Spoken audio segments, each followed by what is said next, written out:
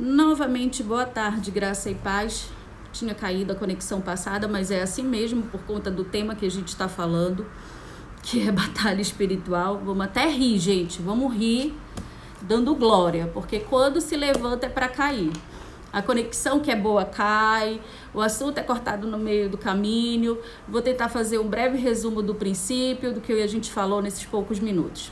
Bora lá, como é que a gente pode se defender numa batalha espiritual? Primeira coisa, Paulo fala em Éfesos 6 sobre as armaduras de Deus. E como cada item dessas peças da armadura tem um significado nas regiões celestiais. Como a gente pode usar cada uma dessas armaduras. No versículo 10 de Efésios 6 diz assim: no demais, irmãos, fortalecei-vos no Senhor e na força e no seu poder. Revesti de toda a armadura de Deus, para que possas estar firme contra as ciladas do diabo, porque são justamente essas ciladas que fazem com que a gente caia. Onde eu estava falando antes de cair a conexão, às vezes um bom dia já é motivo de confusão, já é motivo de briga. Absolutamente tudo que se fale é como se fosse uma faísca do lado de um galão de gasolina. Muitas das vezes, eu pelo menos tinha essa percepção lá atrás, chegava numa parte da discussão que eu me perguntava, mas como é que a gente começou e como é que a gente foi parar aqui? Não fazia sentido. São justamente essas coisas que são as ciladas de Satanás. A palavra diz que ele veio para matar, roubar e destruir, e que não há outra coisa. E em seguida, no versículo 12, Paulo continua: porque não temos que lutar contra carne e sangue. Ou seja, a tua briga não é com teu marido, a tua briga não é com a tua esposa.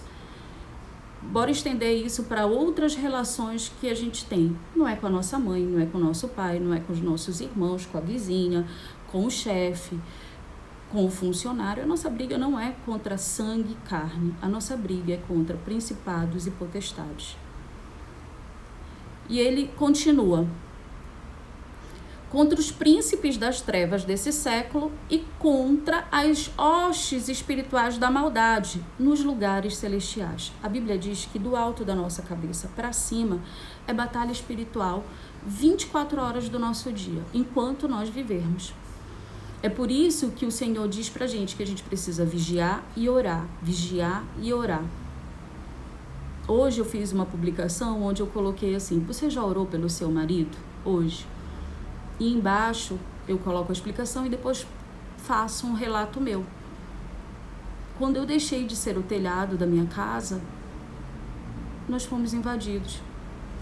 Mais uma vez, para as esposas, para as mulheres, você é a cobertura espiritual do seu lar.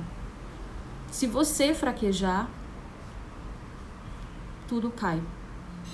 Por que Satanás mexe muito com a cabeça das mulheres?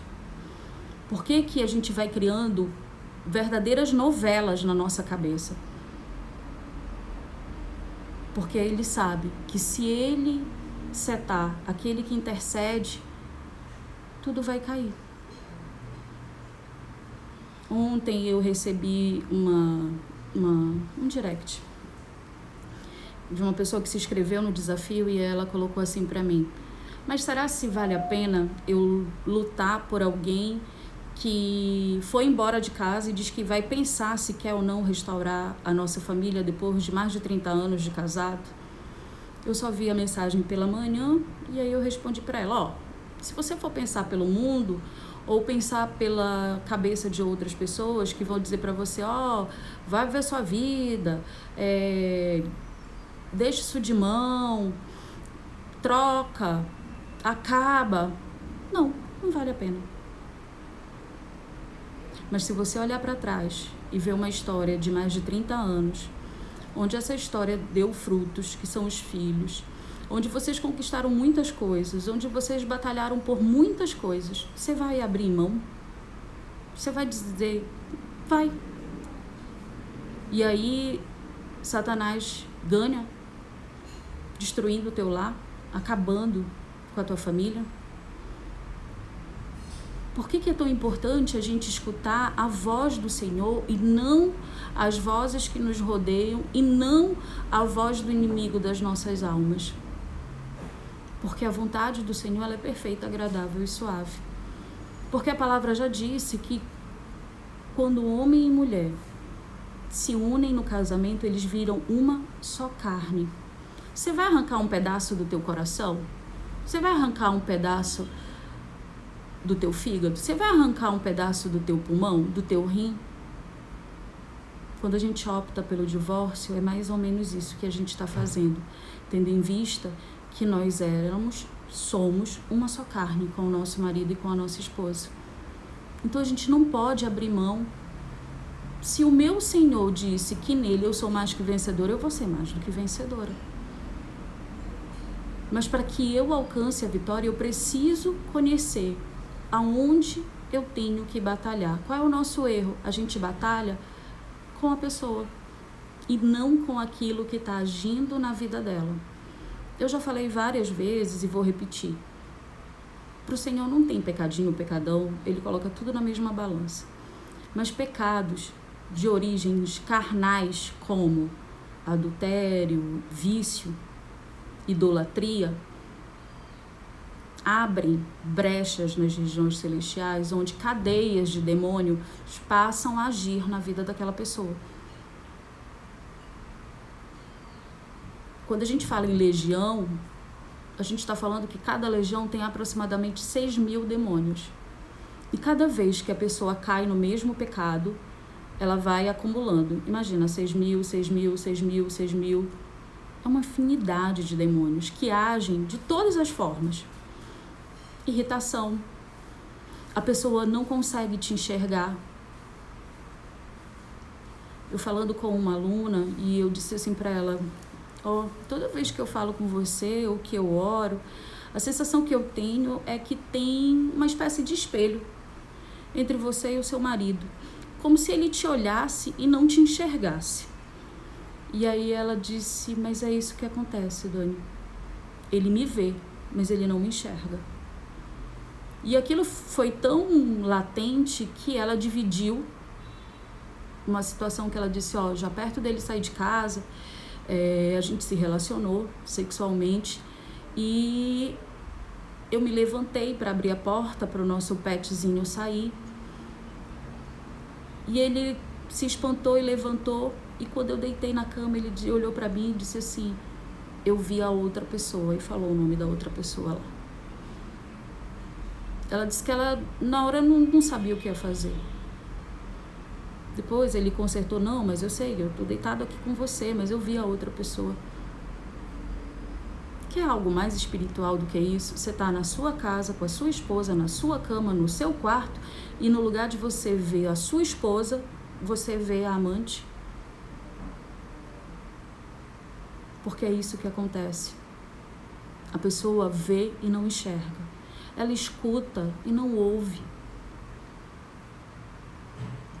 O que Satanás faz é criar contenda, confusão entre o homem e a mulher. E aí o que ele faz? Ele seta o nosso coração. Ele nos traz mágoa. Quando nós estamos magoados, a gente consegue pedir pela outra pessoa? Você consegue pedir de verdade? Você está magoada e você vai dizer, eu vou orar por fulano, estou magoada com ele. A gente não consegue. Porque o nosso coração está ferido e é isso que o inferno faz. Ele nos magoa para que a gente pare de buscar. E aí, a mágoa é o primeiro passo dessa estrada.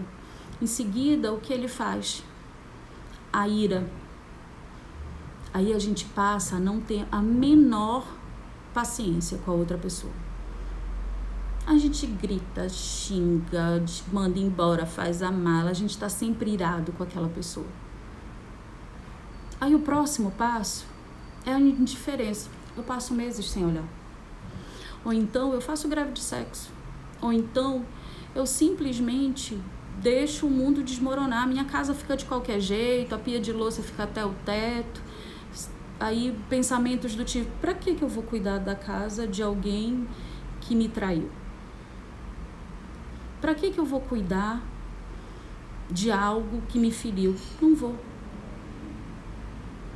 E aí a estrada segue ribanceira abaixo, para pior vai ficando.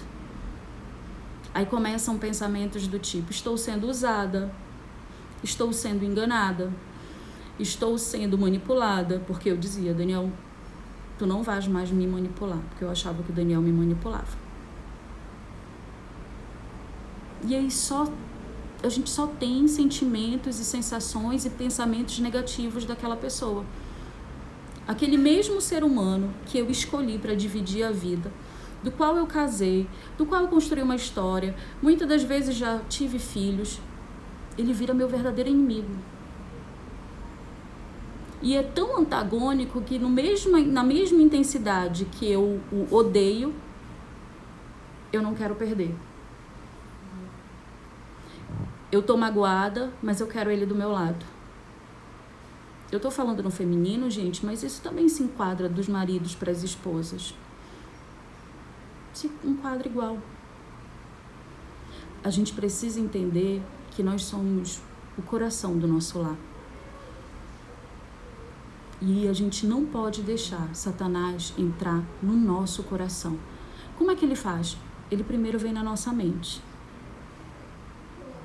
Aí ele fica: você é boba, hein? Fazendo tudo pra ele. Muito boba. Boba é o mínimo, tá, gente? Bora pro português bem clarão. Idiota, otária, imbecil. Quantas das vezes as mulheres que estão aqui na live se sentiram como esses 3 adjetivos que eu acabei de dizer? Eu vou levantar minha mão. Muitas vezes. Eu dizer, eu sou uma otária mesmo, uma imbecil. E aí ele começa a setar. E aí todo dia você pensa: eu sou uma idiota, uma otária, uma imbecil. E aí quando você vê, esse sentimento desceu pro coração. Aí você olha pro seu marido e passa a ter repulsa. Você não quer e quer. Quando algo semelhante acontecer, vá orar. Vá orar. Porque é nessa hora que você está sendo setado. Eu falei, eu acho que na live passada, eu disse assim: vocês acham que quando eu voltei com o Daniel eu não tive a dúvida? Tive, gente. Eu vou contar de novo essa história.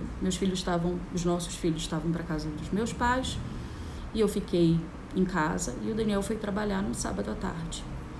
E aí um monte de pensamento ruim começou a me bombardear. E uma opressão, um mal-estar, uma tristeza. E eu chorei. A minha vontade era me levantar da cama, pegar a primeira mala que eu encontrasse, colocar todas as roupas dentro e ir embora. Até que eu percebi o que estava acontecendo. Opa! E aí eu comecei a orar. Primeiro eu fui louvando. O louvor é uma das armas mais poderosas de libertação, principalmente da batalha espiritual que acontece na minha cabeça. A palavra diz que o louvor liberta 2 vezes. Davi usava essa estratégia com Saul. O espírito da loucura sobrevinha a Saul e ele só era liberto depois que Davi louvava. E aí eu comecei a louvar. Você quer ter certeza que é opressão? Nas primeiras notas do louvor, nas primeiras frases do louvor, você começa a dizer: ai, meu Deus, isso está me dando dor de cabeça. Não quero. E você insiste.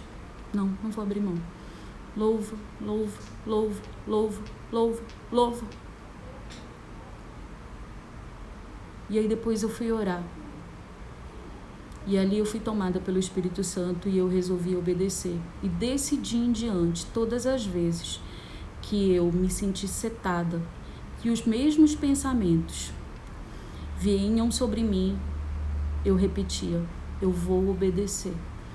Porque o meu Deus diz que a obediência traz bênção e a desobediência traz maldição. E a palavra também diz que a gente deve resistir ao diabo. E quando a gente resiste, ele foge de nós. Todo e qualquer pensamento que coloca você numa identidade diminutiva, você não é capaz, você não é suficiente, você é boba, você é otária, você é imbecil, tá sendo enganada, ele não vai mudar. Tá vendo? Olha, ele melhorou, mas ó, põe confiança aí não. Não acredita não. Tudo mentira. Tudo falsidade. Quantas das vezes o outro pediu desculpa pra gente, a gente olhou e disse, tá, vai enganar o outro. Tudo falsidade. Deixa eu dizer um negócio pra vocês. O único que esquadrinha o coração do ser humano é o Senhor. A gente peca quando a gente julga o outro, achando que a melhora dele não é verdadeira. E aí, o que a gente faz? Eu coloquei um vídeo sobre a parte onde eu falava que eu me recusava a perdoar o Daniel por conta do meu senso de justiça.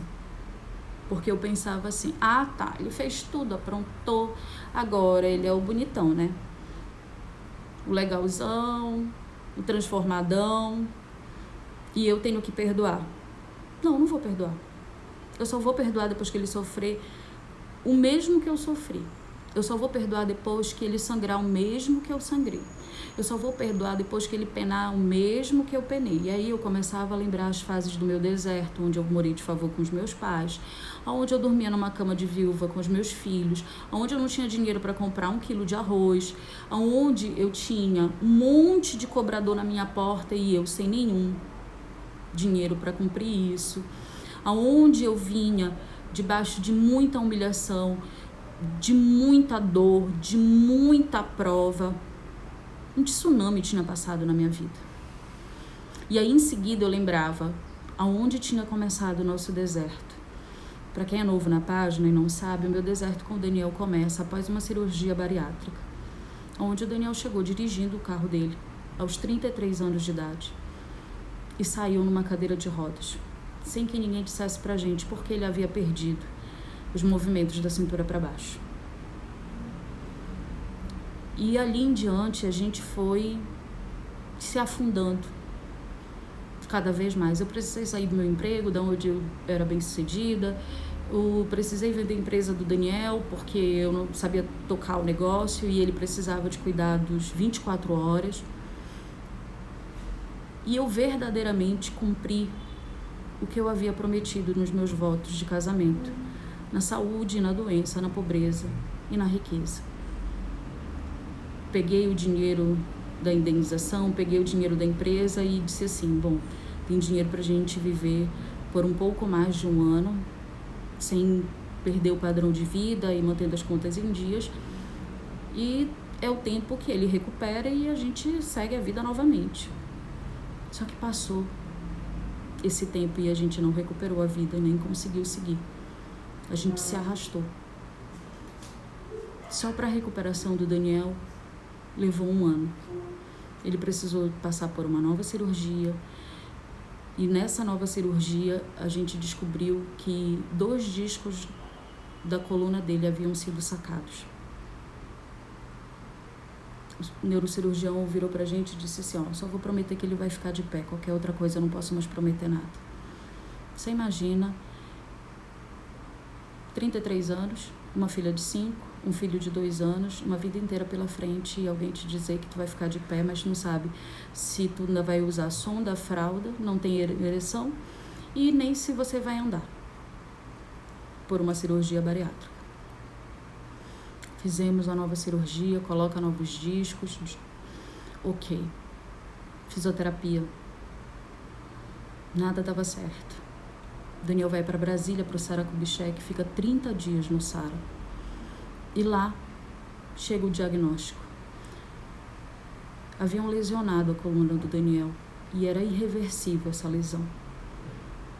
E o Sara diz pra gente, ó, eu vou dar qualidade de vida, mas não tem o que fazer. Isso aconteceu há 8 anos atrás. Hoje o Daniel anda. Ele já não usa fralda, mas ele também não tem controle total da parte fisiológica. E nesse processo, abriram escaras no Daniel.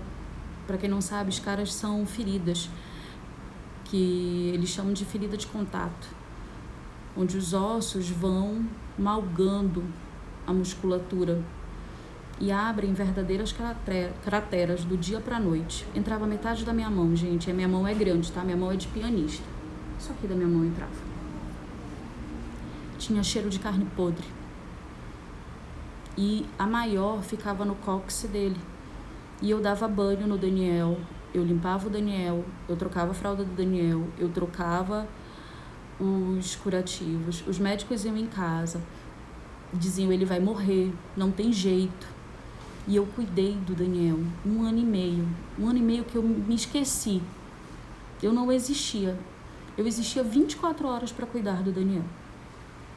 Só que quando sai o resultado em Brasília da lesão medular, o Daniel não segurou o rojão.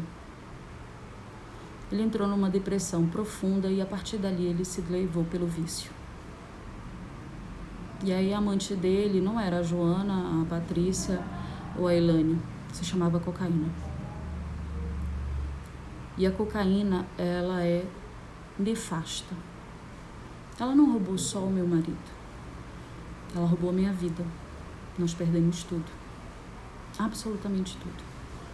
E ela tem mais um problema em não ser a Joana, a Maria ou a Patrícia. Ela é uma doença. O Daniel, todos os dias, precisa decidir não cair nessa doença chamada dependência química. E ele foi liberto pelo Senhor. E era por isso que eu não queria perdoar. Porque eu tinha abdicado de tudo para cuidar dele. O Daniel nunca me viu chorando. Eu era aquela fortaleza. Vamos, vai dar certo, vambora. Não abate, segue. Eu tô aqui, tô segurando na tua mão. E ele largou a minha. Eu segurei a dele e ele largou a minha. Então eu não queria perdoar. Eu achava inadmissível eu perdoar. Alguém que tinha abdicado de tudo e cuidado dele, sem ele nunca ver reclamar, sem ele nunca ver chorar, sem ele nunca ver eu fazer cara de nojo. Eu dizia que domingo era o dia das minhas lágrimas. Os meus pais pegavam as crianças para me dar um pouco de descanso. E às vezes era questão de segundos, de eu ir no banheiro, ou ir fazer a comida, ou arrumar qualquer coisa. E o Daniel comia algo que ele não podia. E ele começava a ter diarreia o dia inteiro. E eu passava o dia inteiro dando banho nele, eu passava o dia inteiro trocando a roupa de cama, eu passava o dia inteiro lavando o nosso quarto, eu passava o dia inteiro lavando o nosso banheiro, eu passava o dia inteiro limpando a casa inteira. Eu não queria perdoar, gente. Eu simplesmente não queria perdoar. Porque eu achava que ele tinha sido perverso comigo. Várias vezes eu disse pra ele: tu foi perverso comigo, tu foi sórdido. Mas o que eu quero dizer pra vocês é que mesmo num cenário desse, mesmo que eu achasse que ele me devia algo e ele não me devia nada, olhando pra trás, eu fiz e faria de novo. Porque se fosse diferente não seria eu, não seria a minha essência. Não seria quem eu sou de verdade. Se eu fiz um voto com ele, eu ia cumprir meu voto. Eu não ia largar. Dificilmente eu largo ou abro mão de algo. Por isso que quando chegou a resposta da minha advogada: você está livre do meu divórcio, a única coisa que eu não senti foi liberdade. Muito pelo contrário, eu me senti perdedora. E eu não gosto de me sentir assim. Eu sempre dou o melhor em tudo aquilo que eu me comprometi em fazer. E eu havia fracassado no meu maior projeto, que era o meu casamento, que era a minha família, que era a minha casa, o meu lar. A gente acha que um pedaço de papel vai nos trazer liberdade. Deixa eu contar pra vocês, não vai. Sabe essas dancinhas do TikTok que a galera coloca aqui no Instagram, que aí coloca um forró e agora eu sou livre, e a pessoa escreve divorciada? Desliga a câmera que tu vai ver a lágrima cair. Ninguém quer fracassar no seu maior projeto. Mesmo eu que desejei o divórcio, eu não queria fracassar. E aí você vê como Satanás age na nossa mente. Daniel se deixou ser tomado. Quanto mais ele fazia, mais ele pedia perdão, mais ele errava de novo. E assim ele foi se afundando. Foi se afundando, se afundando. Então nós, mulheres, a gente precisa identificar a voz do inimigo e dizer, não, aqui tu não vai te criar. A palavra diz que Cristo levou sobre si na cruz todas as nossas dores. Então você não vai aceitar que Satanás diga que a tua identidade é de otária, de idiota, como ele tentou me dizer. Essa não é a nossa identidade. A nossa identidade no Senhor é aquela de vencedor. A palavra diz que ele já levou sobre si todas as nossas dores. Então, por que eu estou choramingando? Por que eu estou verbalizando com a minha boca?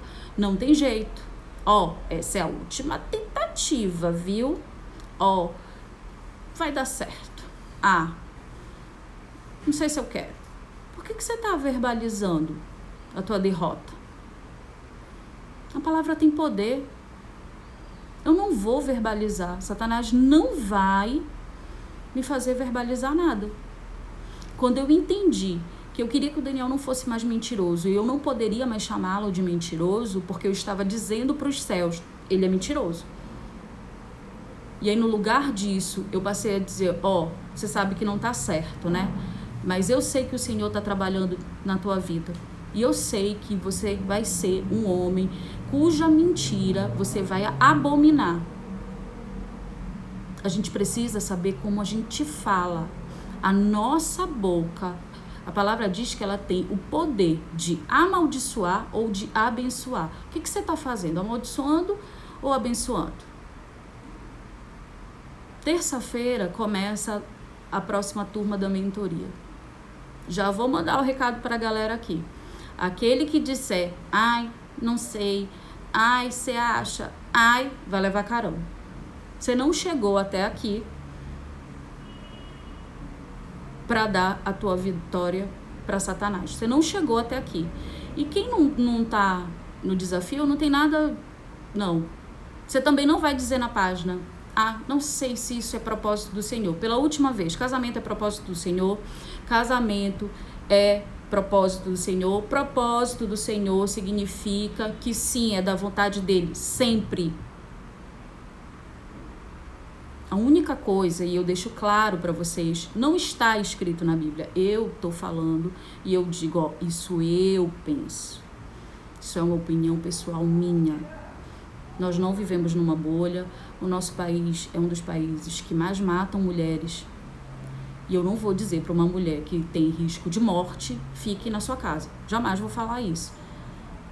Porque Deus é pai e ele não quer que um filho morra. Então eu não vou falar isso.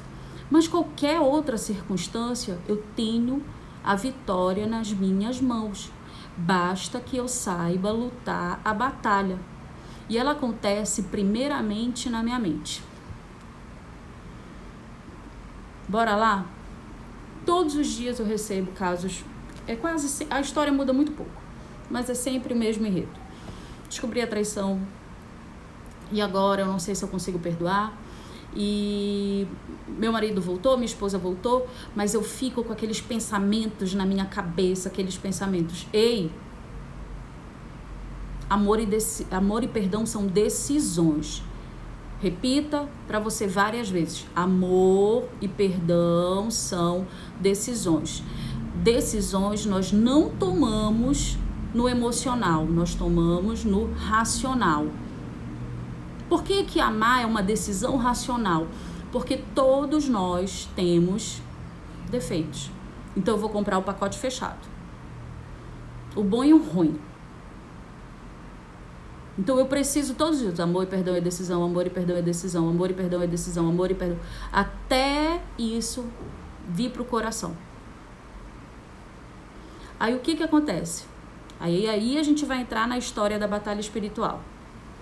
Você perdoou o marido. Aí você fica, cadê o celular? A minha foto não está na rede social? Por que o nosso status não está de casado? Aí você transforma a sua vida e a vida do outro no inferno. Você quer controlar tudo, quer saber tudo, quer dar conta de tudo. Você pensa que ele não pode aprontar? Minha filha, até se ele sair contigo, você entrar no banheiro, ele é capaz de aprontar. A palavra fala em Salmos 27, em vão o sentinela, bora lá, sentinela é o guarda, protege a cidade se o Senhor não guardar. Isso se aplica para a nossa vida. Não adianta eu achar que eu faço parte da Polícia Federal ou do FBI e viver um caça às bruxas. Quando alguma aluna minha diz assim, eu sei o telefone da amante, a primeira coisa que eu digo é, exclui, apaga.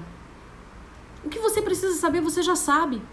Para que você vai ser massacrado, ferido, vai ficar sangrando para saber aonde foi, como foi, quem tava? E não. E os detalhes? Você não precisa dos detalhes. Você não precisa. O que você precisa saber? Tem uma terceira pessoa? Isso não vem da parte do Senhor. Então, meu joelho vai pro chão, minha cara vai pro pó, eu vou buscar o Senhor, eu vou jejuar, porque a palavra dele disse que eu e ela somos uma só carne, e esse espírito de adultério vai se levantar da minha casa. A única coisa que você precisa saber é isso. Todo o resto nada mais é do que ego.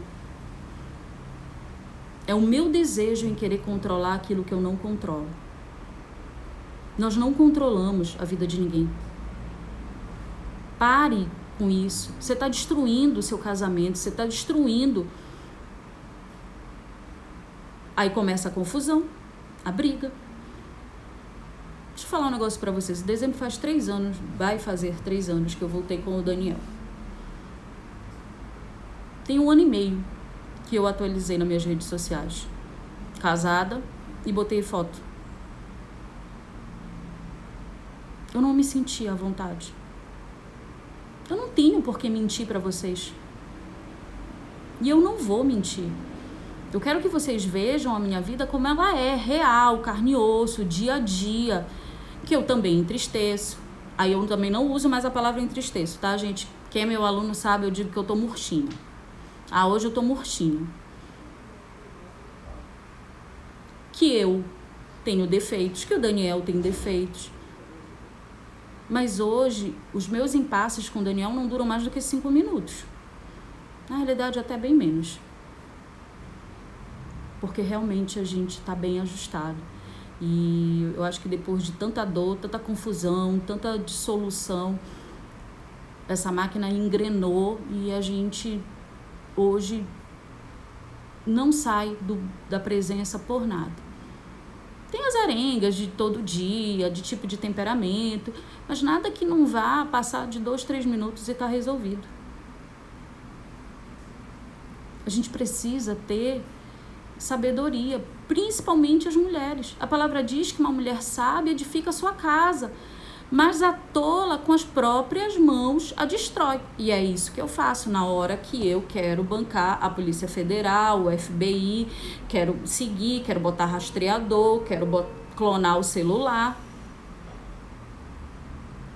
Antes dele mentir para você, ele tá mentindo para ele mesmo. Quando a gente mente primeiro para nós. Depois é pro outro. Então parem com isso, não destruam a casa de vocês por isso. Tentem ser racionais. Voltando à história das redes sociais, que é uma coisa que eu também recebo todo dia. Dá não botou a minha foto, Dá não botou o status. Eu confesso que eu demorei, porque eu também não me sentia à vontade, eu ainda não me sentia livre para isso. Eu passei a ser livre para isso no momento que eu disse, vou contar a minha história na internet, porque o que Deus fez na minha vida, eu tenho convicção que Ele faz na vida de qualquer um, desde que ele se deixe ser moldado pelo Senhor. A partir daí, eu comecei a colocar as fotos. Mas isso fez eu terminar meu casamento com o Daniel? Não. Nada que você obrigue a outra pessoa vai levar adiante. É só uma questão de tempo para estourar a confusão de novo. Você pode dizer para a pessoa, dizer assim, ó, eu me sentiria melhor se no seu status estivesse casado. Acabou. Mas obrigá-la não vai dar certo. Mas você pode dizer para o seu Senhor, Senhor, isso tem me machucado, isso tem me ferido, isso para mim é importante. Toca no coração do meu marido para que ele faça. E Deus não fica devendo oração para ninguém, tá, gente? Quem de vocês, todos os dias, ora pelo seu marido ou pela sua esposa, para abençoar? Você deixa seu marido ir para a rua? Ao léu. Eu digo todos os dias para Deus, Senhor, reveste Daniel de toda a armadura de Deus, para que nenhum dardo inflamado do maligno aparta dele qualquer companhia que não venha da tua parte. Coloca pessoas que falem da tua presença. Todo dia. Todo dia.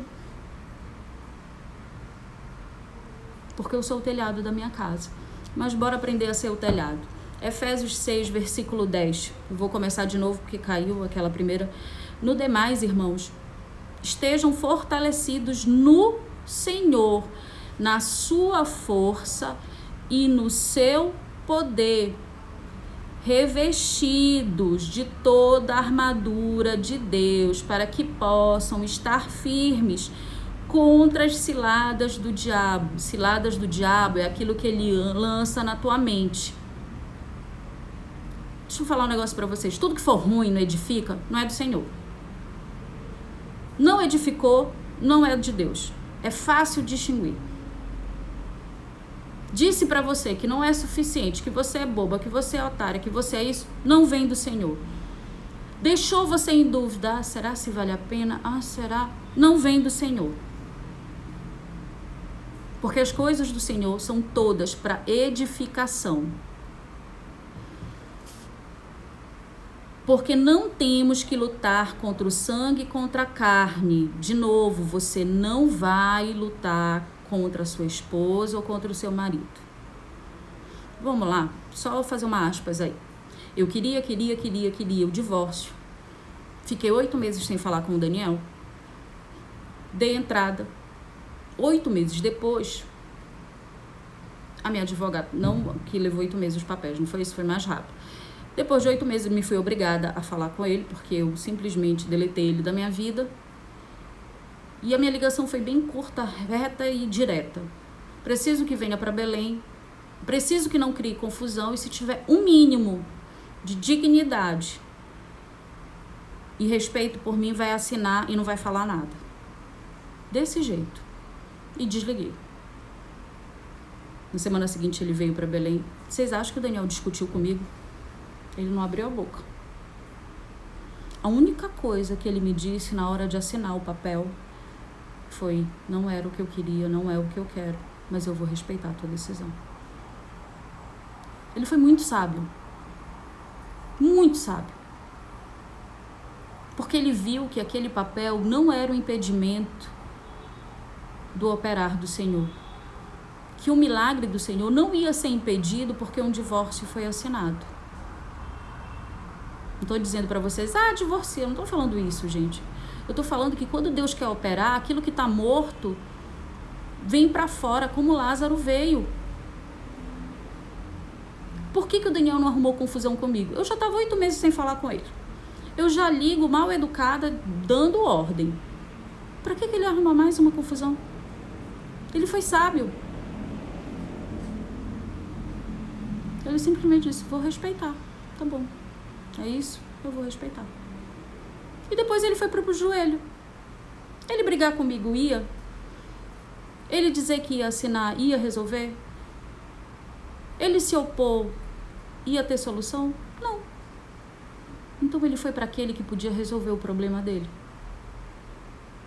E foi esse que foi e resolveu. E dando continuação. E aí é sobre não arruma confusão. Tua briga não é com teu marido, tua briga não é com a tua esposa. Mas contra potestades, contra os príncipes das trevas, contra as hostes espirituais da maldade nos lugares celestiais. Lembrando, do alto da nossa cabeça para cima é batalha espiritual. Portanto, toma toda a armadura de Deus para que possa resistir no dia mau, havendo feito tudo para ficar firme. E aí Paulo começa a dizer o que cada elemento dessa armadura tem para nos proteger. De todos os elementos, só um é de ataque. Todos são de proteção. Só tem um que é de ataque, e esse é o principal, não só na batalha espiritual, mas para a nossa vida. Ele vai no versículo 14 dizendo assim: estais firmes, tendo cingido os vossos lombos com a verdade. Mentiroso é filho do cão, porque a palavra diz que o pai da mentira é Satanás. Então a primeira coisa que o Senhor diz, verdade. Os vossos lombos têm que estar vestidos da verdade e da couraça da justiça. O Senhor é Deus de justiça. O Senhor é Deus de justiça. A palavra diz que aquilo que o homem plantar, ele vai colher. Aquilo que você plantar, você vai colher. Se você plantar amor, você colhe amor. Se você plantar raiva, você colhe raiva. Por isso que eu não posso revidar como o outro me trata. Por isso que não existe reciprocidade. No casamento não existe reciprocidade. Só vou fazer se ele fizer. Se ele não fizer, eu não faço. Só vou agir se ele agir. Se ele não agir, eu não faço. Não. Amor não é isso. Amor decide fazer porque ele ama. E ponto. Merecedor nenhum de nós é. O Senhor morreu na cruz sem nenhum de nós sermos merecedores. E Paulo continua mais para frente. Calçados os pés para a preparação do evangelho da paz, tomando sobre tudo o escudo da fé. Veja bem, o Senhor primeiro te vestiu, depois te calçou, agora está te dando o escudo. O escudo é a nossa fé. Fé e razão não caminham juntas. Fé e razão não caminham juntas. Ou você acredita, ou você não acredita. Ou você entrega para o Senhor, ou você não entrega. Fé e razão não caminham juntas. A palavra diz que sem fé é impossível agradar a Deus. E que a fé é o firme firmamento daquilo que eu não vejo, mas eu creio que já aconteceu. Ou seja, não existe palpável, mas pelos olhos da fé eu digo, já aconteceu. É quando o meu casamento está exterminado e eu digo assim, Satanás não vai vencer essa batalha. Pode estar morto, pode estar divorciado, ele pode estar morando com a outra pessoa, ele pode estar morando em outro país. O Senhor vai restaurar. Mas para isso eu preciso ter fé, porque a fé é o meu escudo. Paulo, quando descreve essas armaduras, ele fala em cima da roupa dos soldados romanos, porque Paulo era um soldado romano de alta patente. Se você for olhar esses filmes como Gladiador, enfim, com essa temática, o escudo dos romanos era imenso. Alguns eram tão grandes que cobriam o corpo do soldado. Então a sua fé precisa ser grande, porque ela é o teu escudo. Tá ruim, não vou dizer que tá ruim. Hoje o dia tá uma bênção, ô glória, tá uma bênção, mas vai passar. A gente vai dando glória e vai passar. Tô triste? Não tô triste, hoje eu tô murchinha. Eu nunca abro minha boca para decretar a derrota. Nunca. Não vai dar certo.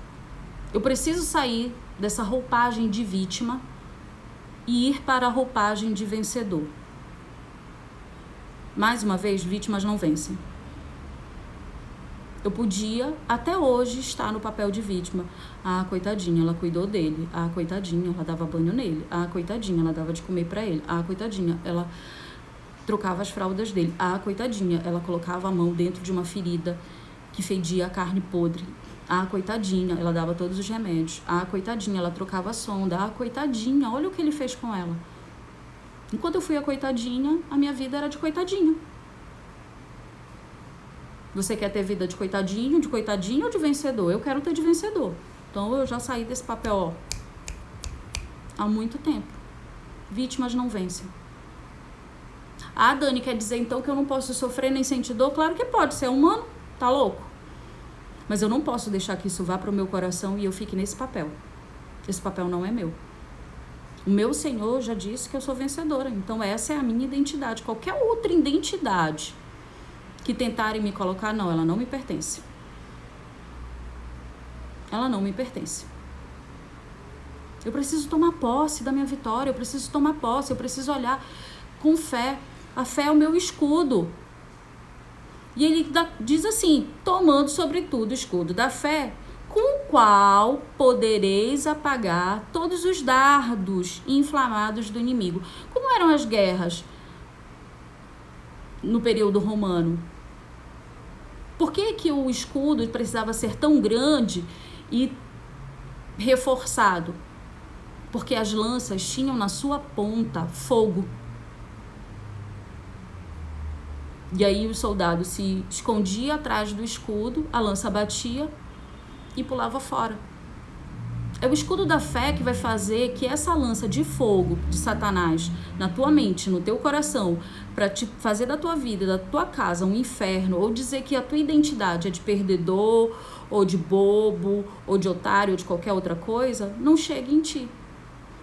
Por isso que é necessário que a minha fé seja firme.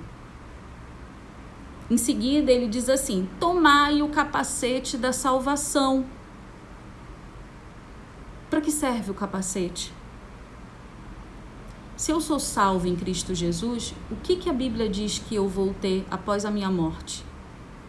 A vida eterna em espírito, nos céus.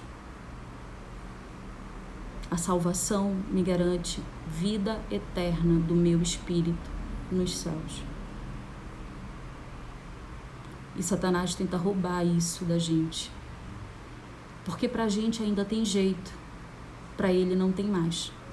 Quando o Senhor voltar, ele é lançado pra dentro do inferno e vai ser trancado lá dentro. Então por isso que ele tenta roubar a nossa salvação. E aí Paulo fala, usa o capacete da salvação.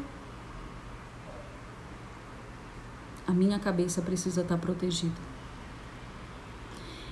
E aí chega a última arma, que é a única de ataque.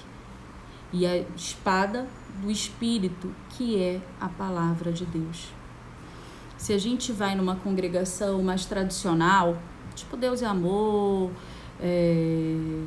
Assembleia de Deus, também a título de curiosidade, a Igreja Mãe da Assembleia de Deus é aqui em Belém, é até bem perto da minha casa. Hoje ela é uma igreja renovada, mas eu lembro quando eu era criança, era uma igreja bem tradicionalista, onde as mulheres não vestiam calça, eram saias, o cabelão, enfim. Aquele personagem da tia do coque que a gente vê em igrejas tradicionais. E nos cultos dessas igrejas, você vai muito ouvir, tanto o pregador quanto os membros falarem, porque a minha espada, a espada é a tua Bíblia. Como é que eu vou para o campo de batalha? Eu nem conheço a palavra.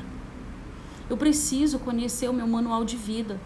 Porque é nela que diz o que eu posso, o que eu não posso, o que eu devo, quais são as promessas, as advertências. Se eu estou triste, aonde eu vou orar? Por isso que a espada é um único elemento de ataque. E eu preciso conhecer a palavra. Nem que seja, gente, aquele feijão com arroz. Mas eu preciso conhecer. Como é que eu vou libertar o meu marido? Como é que eu vou libertar a minha esposa se eu não conheço? O manual que vai me dizer como eles poderão ser libertos. Como é que eu posso jejuar e orar pelo meu marido ou pela minha esposa se eu não conheço a palavra? Bora lá para o Novo Testamento. Quando Jesus foi tentado, e ele não foi tentado na condição divinal, tá? Ele foi tentado na minha condição e na sua, como homem. Como é que ele vence Satanás? Na palavra. Satanás diz para ele, tá com fome? O Senhor estava jejuando há 40 dias. E aí o Senhor diz para ele, nem só de pão vai viver o homem. Depois Satanás mostra a terra para Jesus e todos os reinos e as riquezas e as glórias. E diz para o Senhor, me adora que eu te entrego tudo isso. E o Senhor responde para ele que ia adorar somente ao Criador. Só Ele é digno da adoração. É na palavra. Quando eu conheço a palavra, eu consigo ouvir a voz do meu Senhor. Eu consigo entender o que é o meu propósito. Eu consigo entender aonde Deus quer que eu caminhe. Eu consigo entender que eu preciso ter os frutos do Espírito Santo. Que diz que eu tenho que ser longânimo, que a felicidade, a bondade fazem parte da minha vida. Antes de você tentar orar para libertação, conheça um pouco da palavra. Faça de Efésios 6, a partir do versículo 10 até o 18, seu devocional diário. Todos os dias eu peço isso, gente. Todo dia. Hoje eu pedindo, a live caiu. Eu tomei a segunda dose da vacina ontem. A primeira dose eu não senti nada, só um peso no braço. Tá eu e o Daniel arriado de febre. É levante de todo lado. Mas a gente se mantém firme. Nunca mais abra sua boca para dizer que não vai dar certo. Nunca mais abra sua boca para dizer eu desisto. Nunca mais permita escutar vozes ou pessoas que são até próximas a nós. Muitas das vezes são dentro da igreja, mas por não conhecerem a palavra, se deixam ser induzidas pelos demônios para dizer que não tem jeito, que é impossível, que a sua identidade não é de vencedor. Nunca mais se olhe todo dia no espelho e diga, eu sou vencedora, o meu Deus disse que nele eu sou mais do que vencedora. Tome posse daquilo que o Senhor te entregou. O Senhor te entregou um lar, o Senhor te entregou uma família, o Senhor te entregou um marido, o Senhor te entregou uma esposa, o Senhor te entregou filhos. Zele por eles. Exerça o amor. Exerça a compaixão. E principalmente, exerça o cuidado. Seja para o seu marido o que a Bíblia diz que uma esposa deve ser. Seja para sua esposa aquilo que a Bíblia diz que você deve ser. Fazendo, para a gente finalizar, um resumo. Marido, quais são as duas principais atribuições? Não são as únicas, mas as duas principais. Provedor, protetor. Ah, Dani, mas eu sozinho não consigo sustentar a casa. Realmente, a gente está vivendo momentos difíceis, mas é obrigação do marido, não é da esposa. A esposa pode complementar, mas se o marido tiver condições financeiras, o salário inteiro dele, sabe que é inteiro? Todo dele deve ser para o sustento da sua casa. Se ele for cristão, ele vai dar o dízimo dele, do que sobrar, ele vai para o sustento da casa dele. A esposa pode ajudar? Claro que pode. Filha, você pode pagar uma conta de luz? Ok, mas a responsabilidade de suprir o seu lar é do marido. A outra é proteger. O marido protege fisicamente, aqui na terra. Esposas de serem cuidadoras, abençoadoras, conselheiras. Cabe a nós ter uma casa que tenha paz. Eu, como esposa, sou o coração do meu lar. Se eu estiver estressado, é incrível. As crianças ficam estressadas, o Daniel fica estressado, tudo dá errado. Se eu estiver calma, acalma todo mundo também. Então você é o coração do seu lar. Seja sábia nas suas decisões. Ai, Dani, eu não sei como fazer isso. Procure ajuda. Hoje tem milhões de formas de ter ajuda. Tudo que você ouvir, vá para a palavra. Pera lá, deixa eu ver o que ela está falando. Isso existe? A verdade nos liberta. Conhecer a verdade nos liberta. Nunca esqueça disso. Não esqueça da sua identidade em Cristo. Não esqueça que nele nós somos mais que vencedores. Que a luta vai acontecer, mas a batalha é ganha por aqueles que não abrem mão daquilo que Deus lhe entregou. Não abra mão, amém? A todos, muito obrigado. Fiquem com Deus. Semana que vem tem outro meio-dia com a Dani. E aí a gente conversa mais um pouco. Para aqueles que estão inscritos na próxima turma, sejam bem-vindos. Eu também estou ansiosa para começar os trabalhos.